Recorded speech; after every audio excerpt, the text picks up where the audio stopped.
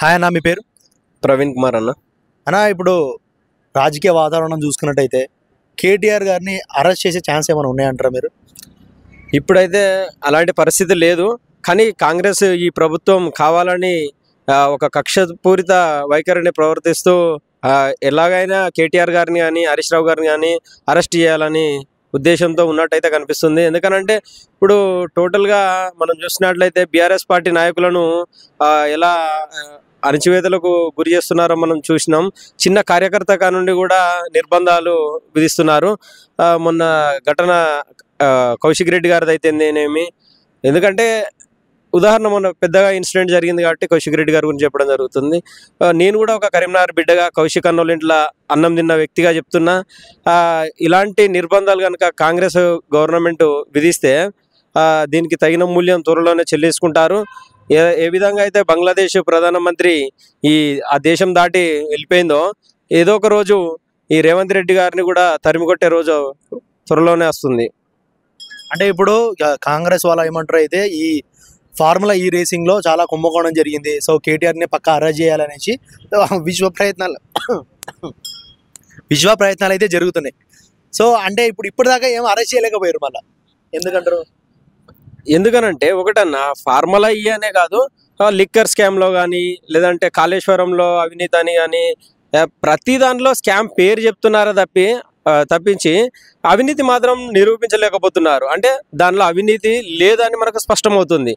అవినీతి కనుక ఉంటే ఈరోజు ఉదాహరణ మనం లిక్కర్ స్కామ్ చూసుకునే ఉంటే ఒక ఆడబిడ్డను ఒక సంవత్సరం రాక జైల్లో పెట్టారు.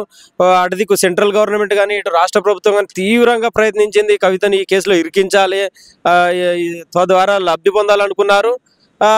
ఎందుకంటే ఎలక్షన్ ముందు ఇది రావడం వల్ల కూడా కొంచెం పార్టీకి వాళ్ళ కాంగ్రెస్ పార్టీకి మైలేజ్ అనేది వచ్చింది. అదేవిధంగా ఇంకొక సంవత్సరం ఇంకొక టర్మ్ కూడా కాంగ్రెస్ ప్రభుత్వం ఉండాలంటే ఇలాంటి నిందలు వేయకుంటే వాళ్ళకు భవిష్యత్తు గడవదు. ఇప్పుడు చాలా దగ్గర చూసుకుంటే రేవంత్ రెడ్డి గారి పేరు మర్చిపోతారు. ఫస్ట్ ఒక దగ్గర నుంచి స్టార్ట్ అయింది, ఇప్పుడు చాలా దగ్గర మేము అన్నిట్లో చూస్తున్నాము సోషల్ మీడియా మాధ్యమంలో. సో అసలు పేరు మర్చిపోవడానికి కారణం ఏంటంటారు? ఒకటన్న పేరు మర్చిపోవడానికి ముఖ్య కారణం అందులో ఉన్న రెడ్డిస్, రకరకాల రెడ్డిస్ ఉన్నాడు. కౌశిక్ రెడ్డి, ఇప్పుడు వాళ్ళ పార్టీ ఉత్తమ్ కుమార్ రెడ్డి అని, కోమటిరెడ్డి వెంకటరెడ్డి అని, లేదా రాజగోపాల్ రెడ్డి అని, లేకుంటే పొంగులేటి శ్రీనివాస్ రెడ్డి అని, ఈయన రేవంత్ రెడ్డి అని ఉన్న పార్టీలో ఉన్న 30 అంటే ముఖ్యంగా పార్టీ ముఖ్య నేతలలో 30 మంది రెడ్డిసే ఉన్నారు. వాళ్ళకే మంత్రి పదవులు కానీ వాళ్ళకే ప్రాధాన్యత అంతా వాళ్ళకే ఉంది. సో ఈ రెడ్డిలలో ఏ రెడ్డి ఎవరికి కూడా వాళ్ళకు సామాన్య ప్రజలకు అర్థం కావట్లేదు.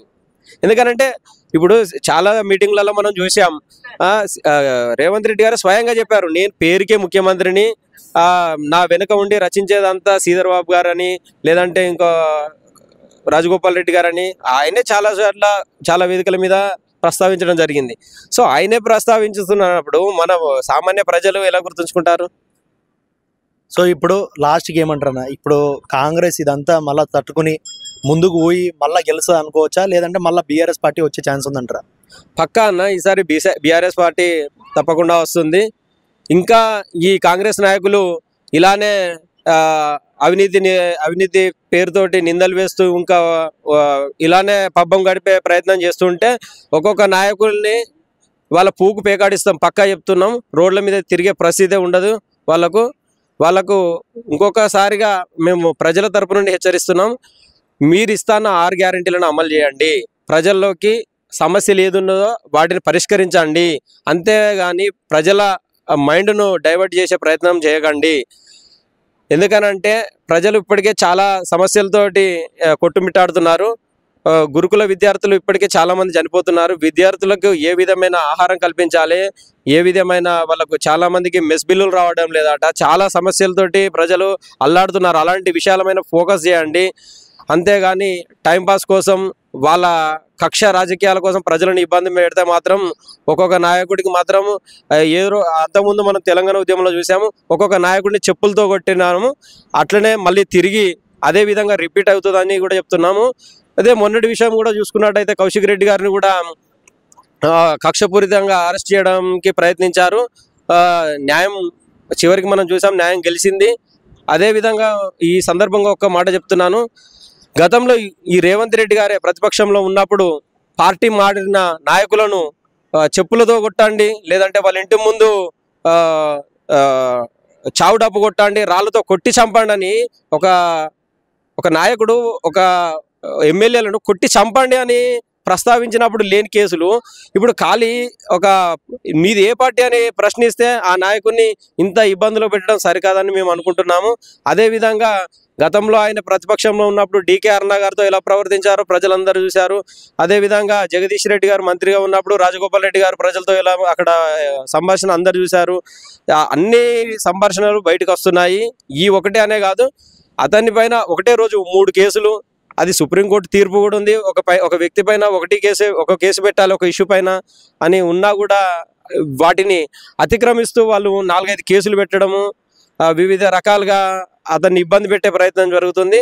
ఎట్టి పరిస్థితుల్లో ఇలాంటి కక్షపూరిత ధోరణి వైఖరిగాన్ని అవలంబిస్తే చూస్తూ ఊడుకోమని తెలియజేస్తున్నాం.